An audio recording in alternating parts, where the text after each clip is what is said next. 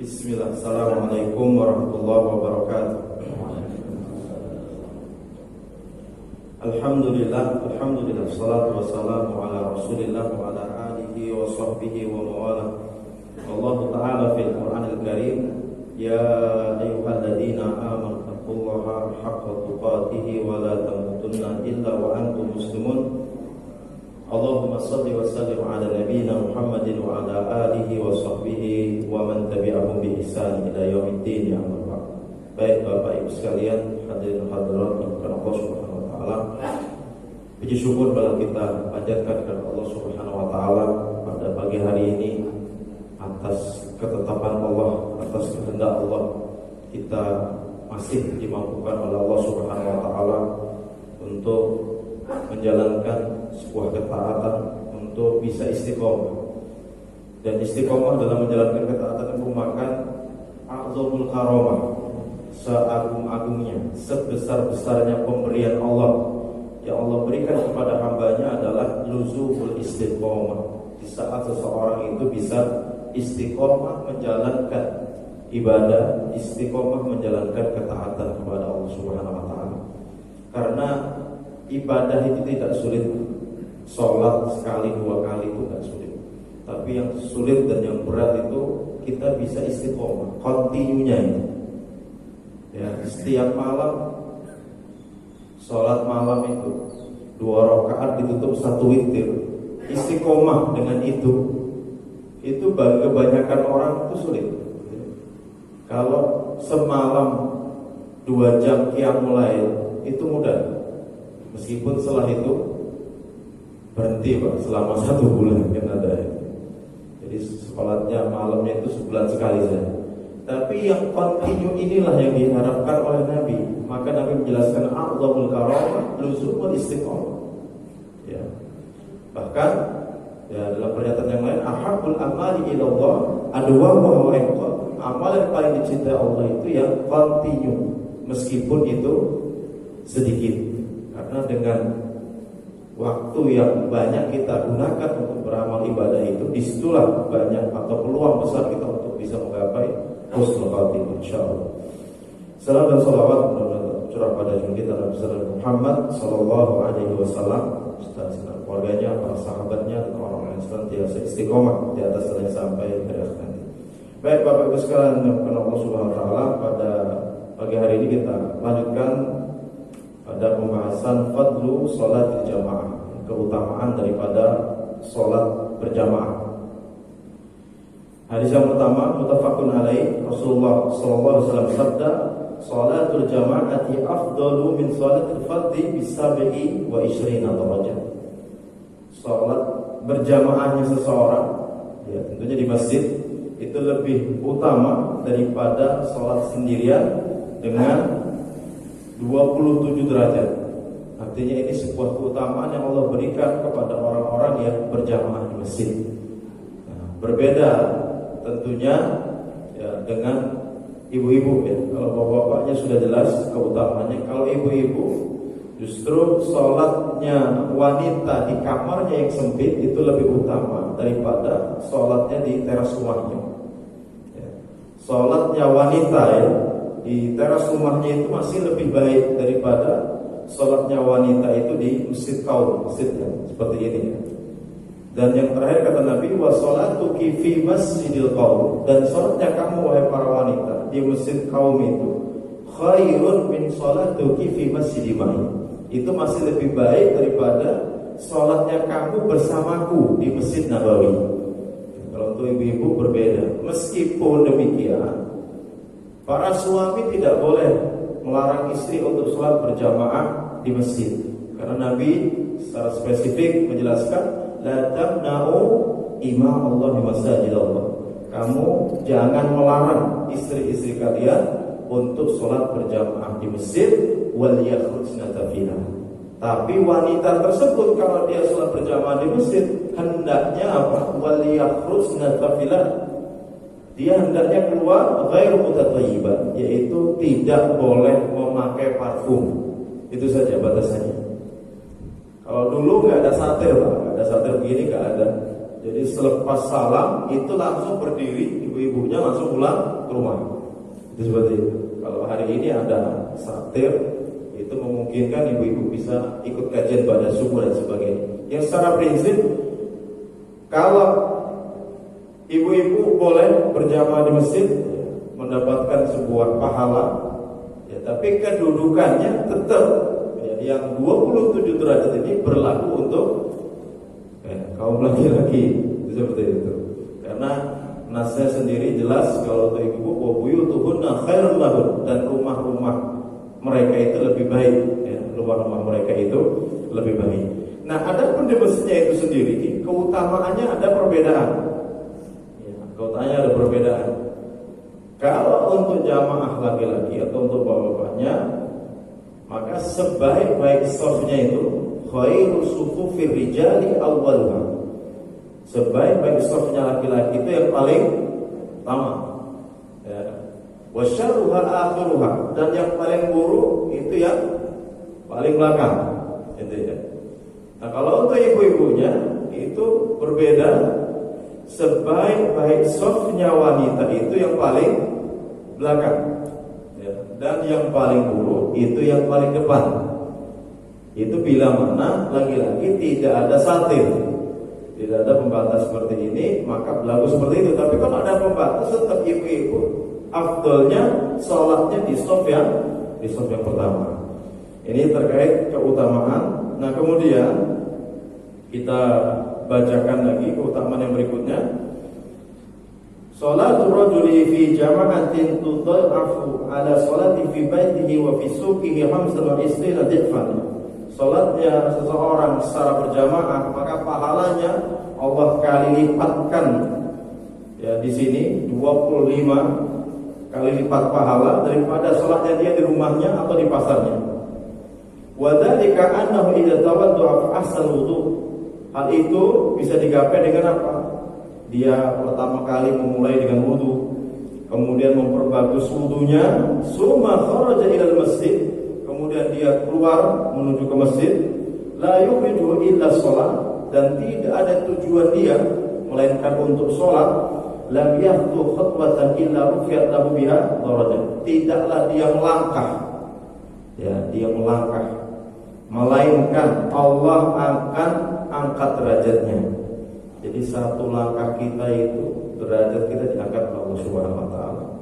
Wa khata'anhu biha khati'ah, dan Allah akan hapuskan dari kita satu kesalahan. Fa idza shalla lam tazal malaikah tusalli alaihi ma dama fi musallahu ma lam yubis.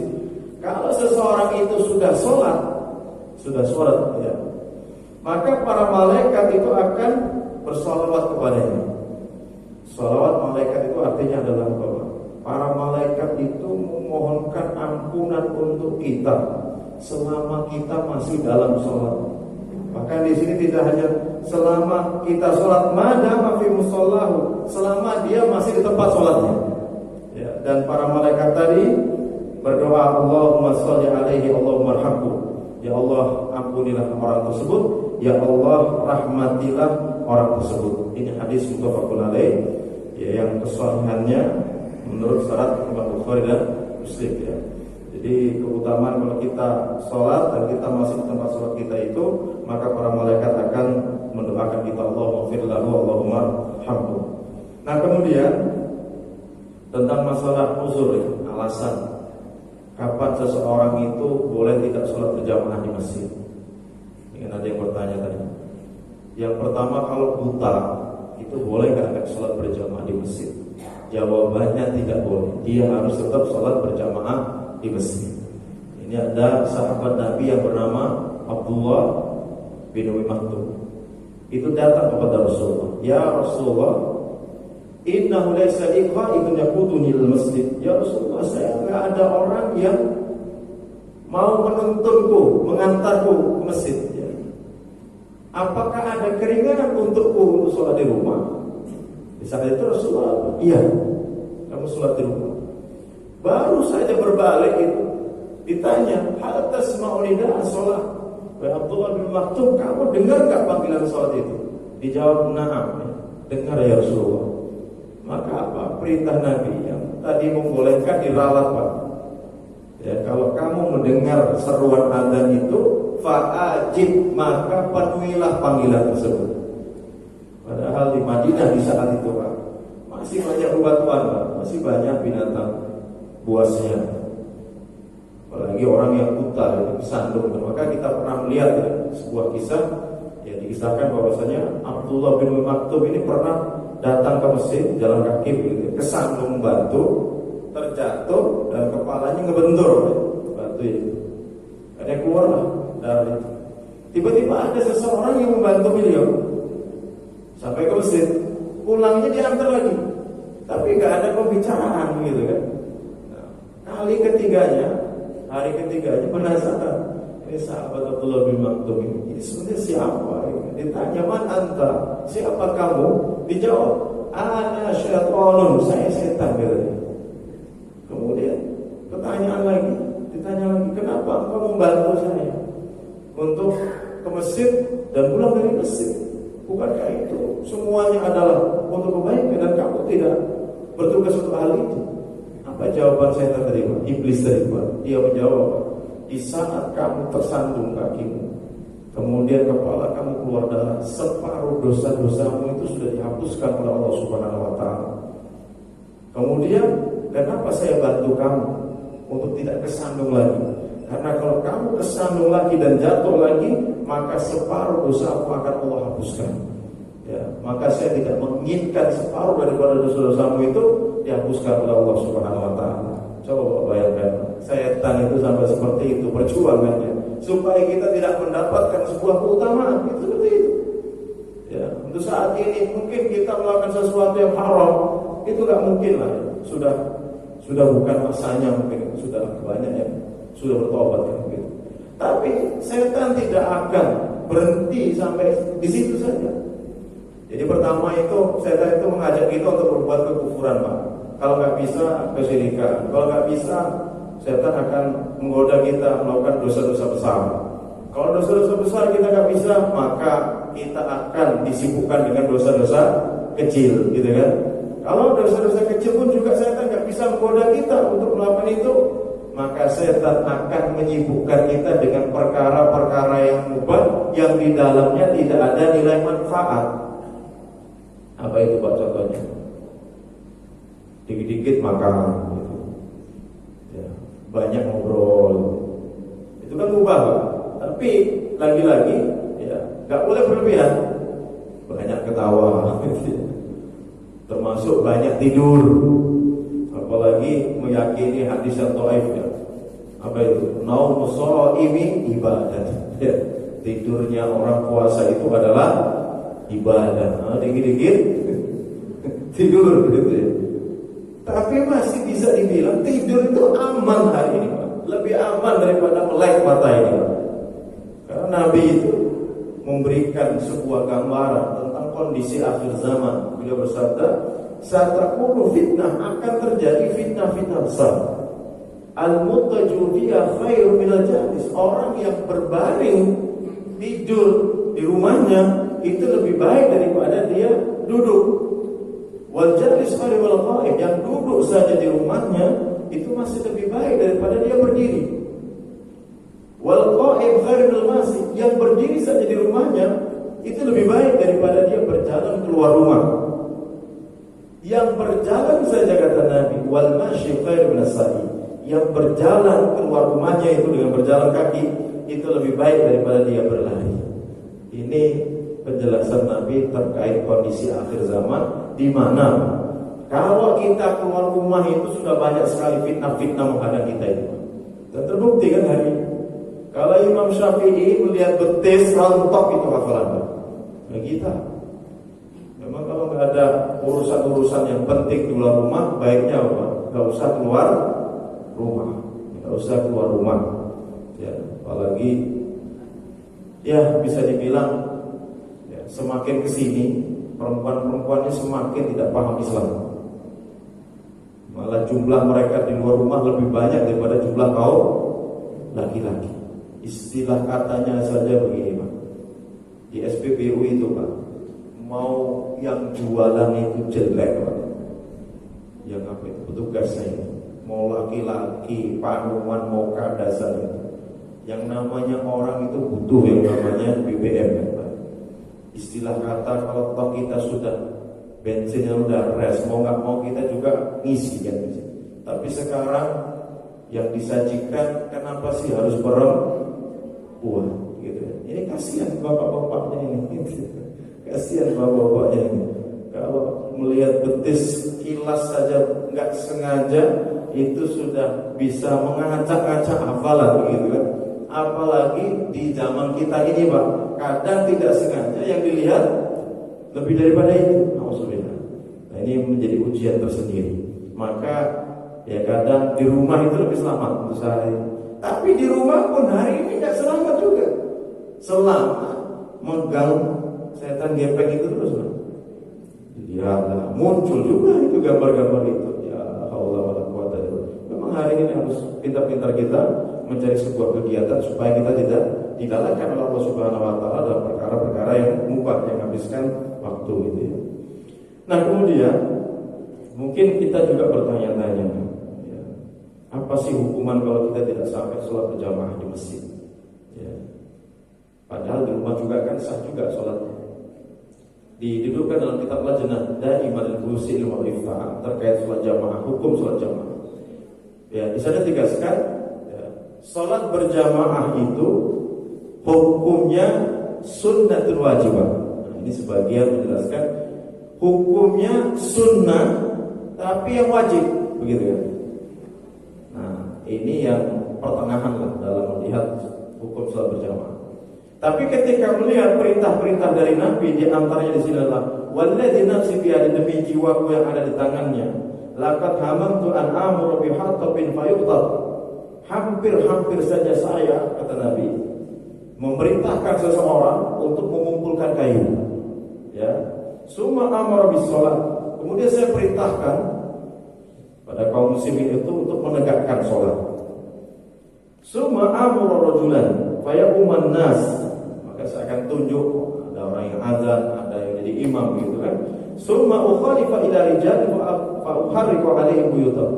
Kemudian saya akan keluar dari masjid, saya akan datangi rumah satu persatu, yang didapati ada orang-orang yang sudah balik, laki-laki kok gak berjamaah di masjid, fa uharriqu alaihim buyutahum, maka akan saya bakar rumah-rumah mereka. Nah, dari sini ya, para ulama menyimpulkan bahwasanya sholat berjamaah itu hukumnya wajib. Satu, meskipun ya, sholat di rumah itu secara hukum sah juga, tapi dia berdosa karena tidak mengikuti sunnah Nabi untuk berjamaah di masjid. Itu seperti itu. Apalagi kalau kita membaca dalam surah Al-Qalam itu, bagaimana Allah Subhanahu wa taala mengisahkan orang-orang yang tidak berjamaah di masjid. Yauma yukshafu an sa'at wa yud'auna ila sujudi fala yastati'un. Pada suatu hari ketika Allah menyingkap betisnya. Jadi nanti orang-orang beriman itu di antaranya mereka memahami itu Allah atau tidak itu dari singkapan betisnya Allah Subhanahu wa taala itu.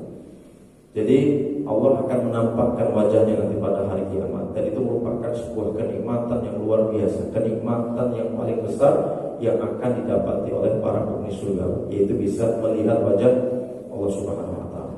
Nah, orang-orang beriman di saat itu ketika Allah menampakkan wajahnya langsung tersungkur sujud, ya, mereka betul-betul bergembira.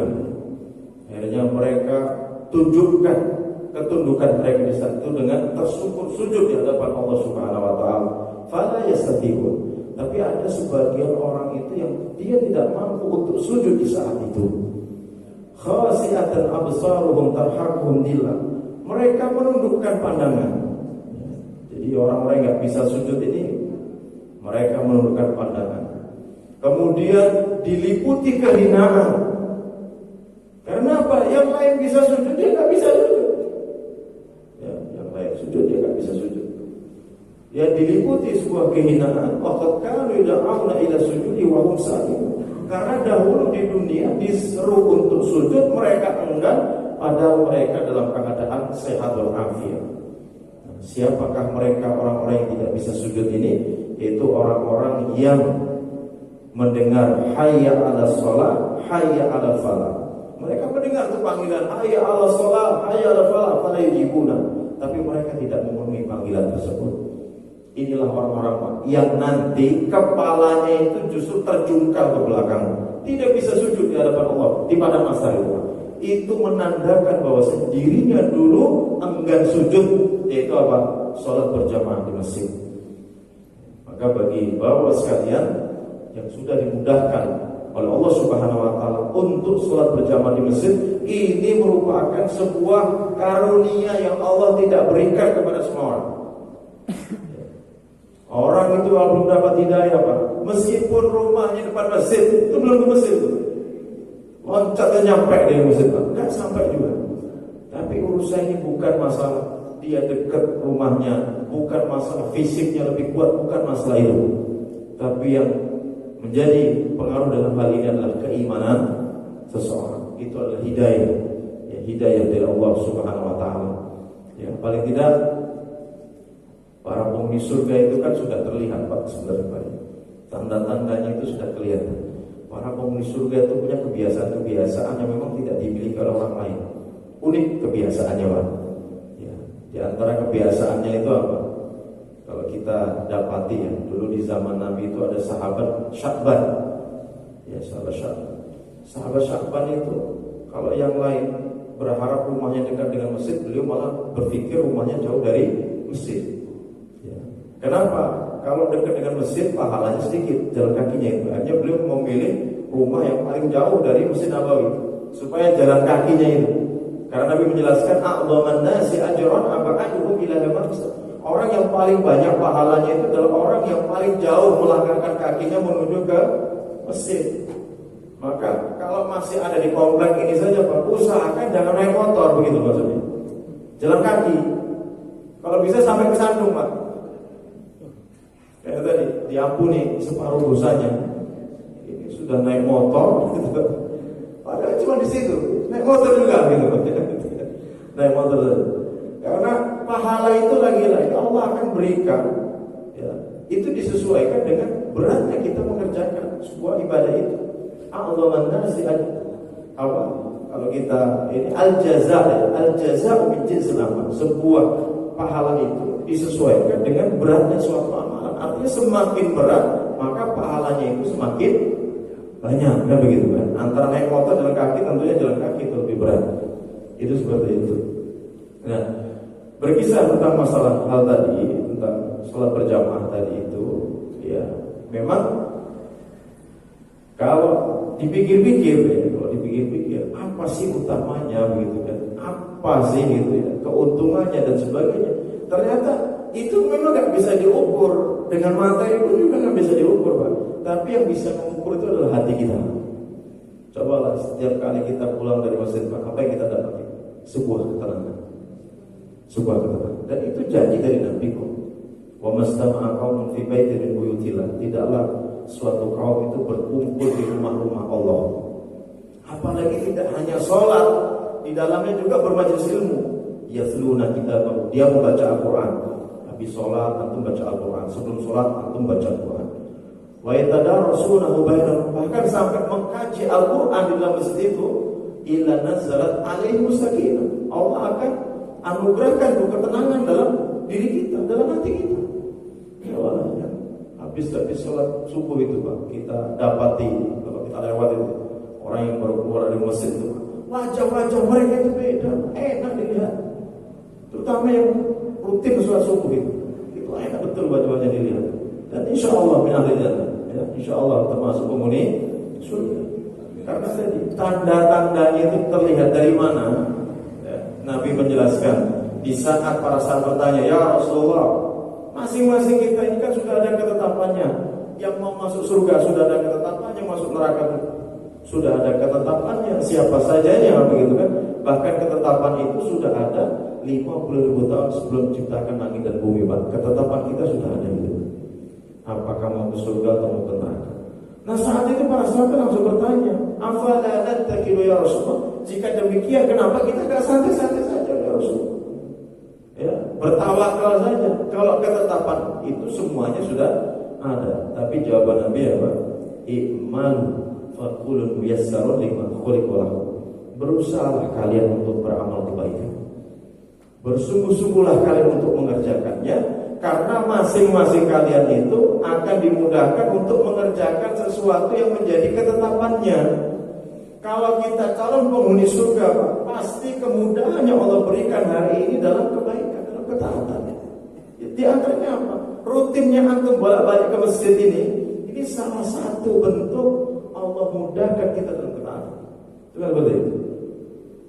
Nah, maka barang siapa yang hari ini dalam kehidupannya Allah berikan kemudahan-kemudahan untuk taat, Pak. Untuk sholat 5 waktu berjamaah di masjid mudah, ya. Untuk tilawatul Quran mudah. Untuk sedekah rutin setiap pagi mudah, ya. Bahkan untuk kebaikan-kebaikan sosial yang lain, kegiatan sosial yang lain yang di dalamnya itu ya, banyak sekali ya, membantu orang lain itu juga mudah. Itu pertanda baik. Hakikatnya itu surga itu semakin dekat dengan kita itu. Tapi na'udzubillah wa iyadzubillah, kita berlindung kepada Allah. Yang kalau hari ini justru kita itu termasuk hamba Allah yang dimudahkan untuk kemaksiatan. Untuk tidak sholat subuh itu mudah banget gitu loh. Untuk meninggalkan sholat enteng betul. Itu hati-hati, tidak baik yang seperti itu. Atau justru peluang-peluang maksiat dibuka betul di depan mata kita. Ya. Apalagi kita masih berbangga lagi dengan kemaksiatan ini. Masih sering cerita sana sini. Woi, semalam saya sama perempuan itu, astagfirullah. Kalau masih ada orang yang seperti itu, Pak, ya Allah ya Rabbi, ini dia sedang dalam jalan yang tidak benar. Neraka itu dekat, sudah dekat pada orang tersebut. Apalagi sudah maksiat berbangga kan? Sampai Nabi mengancam itu ya, kullu ummati mu'afan ilal mujahirin. Setiap umatku itu dosanya akan diampuni kecuali siapa? Orang yang terang-terangan. Siapa kata Nabi yang terang-terangan ini? Orang yang terang-terangan kata Nabi adalah orang yang dia di malam hari berbuat maksiat, Allah tutup, enggak ada orang yang lihat. Ditutup betul. Ya Allah sayang sama hamba ini.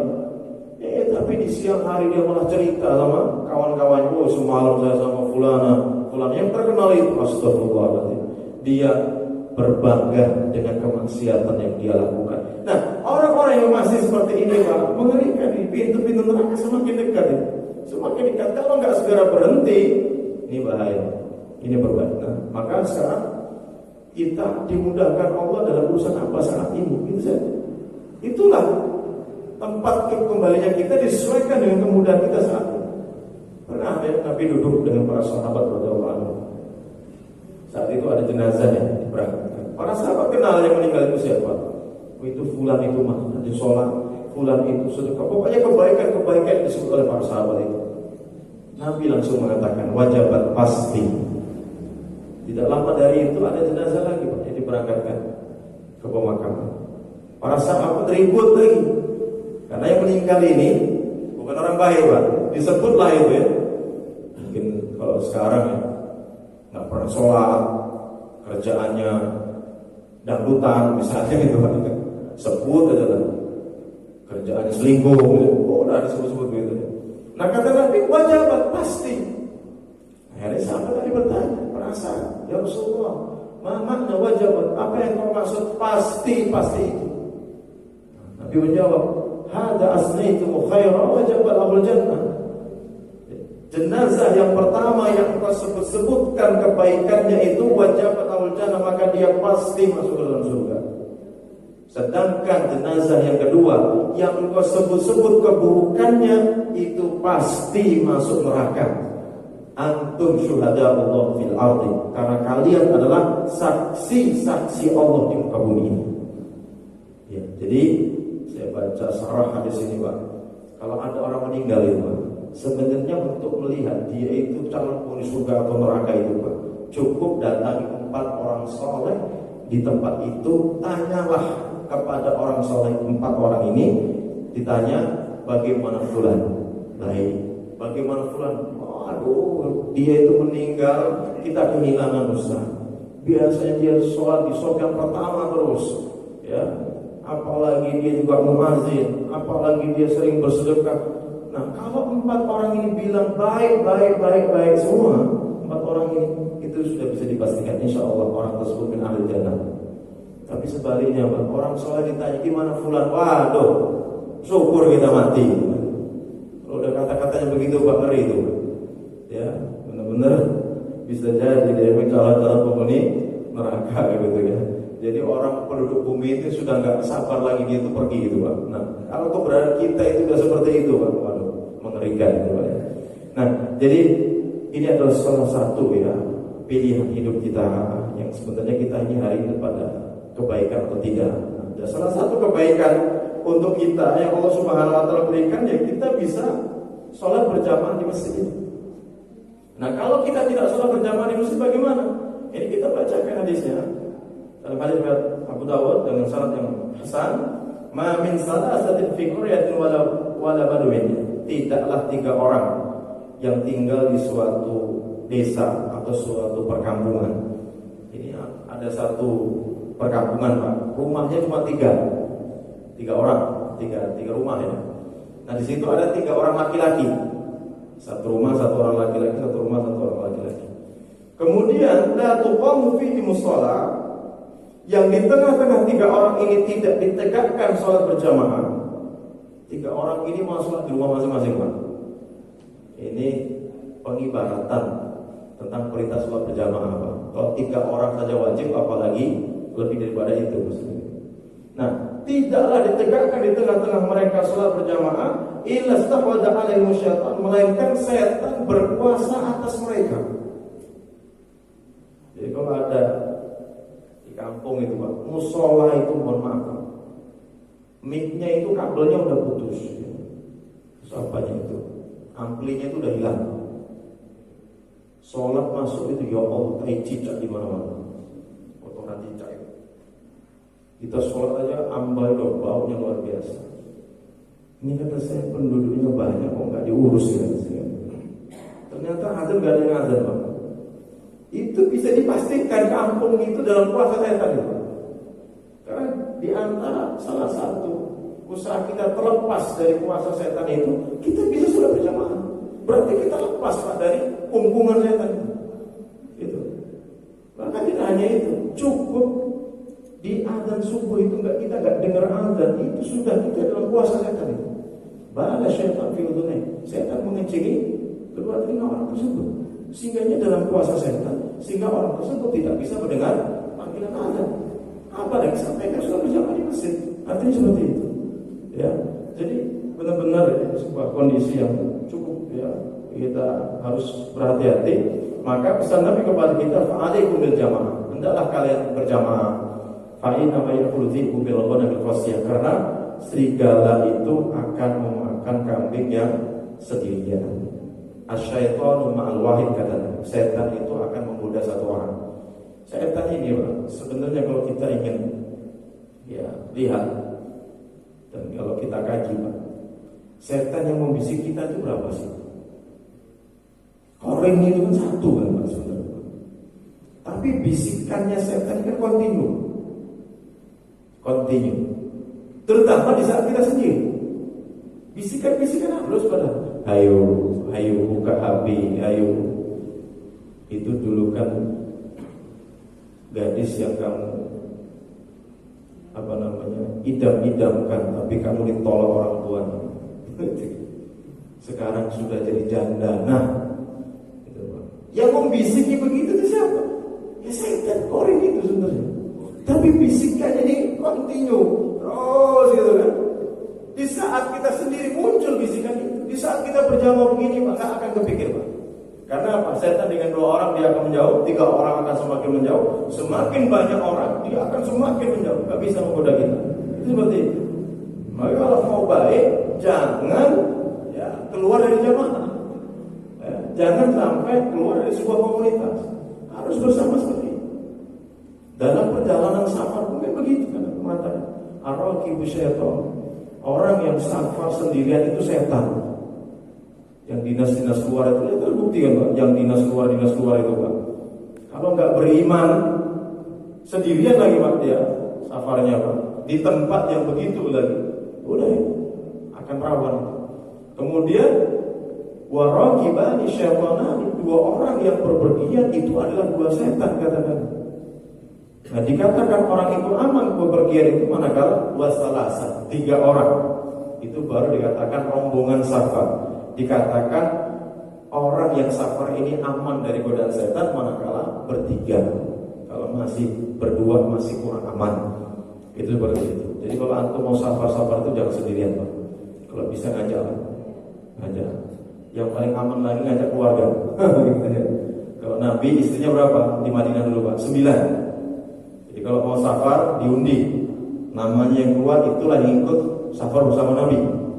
Nah, kalau kita ini istrinya 1, nggak usah diundi, langsung ajak saja. Itu lebih aman. Intinya Islam itu memberikan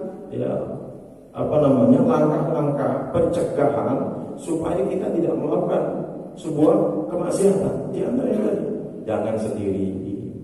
Kalau safar ajak keluarga, itu aman, atau ajak kawan, itu seperti itu. Kemudian kenapa sih sholat berjamaah? Kita bayangkan, kalau nggak ada sholat berjamaah, perintah sholat berjamaah, kapan kita bertemu dengan satu komplek? Kita sulit untuk ketemu, Pak. Bisa dibilang, kapan sih mau bisa ketemu? Karena kalau sudah dalam kesibukan duniawi itu, Pak, berangkat pagi buta, pulang gelap gulita, sore sama tetangganya saja kadang nggak kenal, kan begitu kan? Nah, kita dikumpulkan, dikenalkan itu ternyata itu di masjid, kan begitu? Di masjid ini kita bisa ketemu setiap, bahkan kalau pas hari Sabtu, hari Ahad, karena kita libur, bisa 5 kali kita bertemu dengan saudara kita itu kan, ya, dalam satu hari gitu. Itu seperti itu. Baik, ini terkait tentang sholat berjamaah di masjid, yang tentunya banyak sekali keutamaan-keutamaan yang disampaikan oleh Nabi kepada kita semuanya. Mudah-mudahan kita bisa istiqomah, Pak, ya, merutini kebaikan ini sampai kita meninggal dunia. Oke, sampai di sini dulu kajian kita.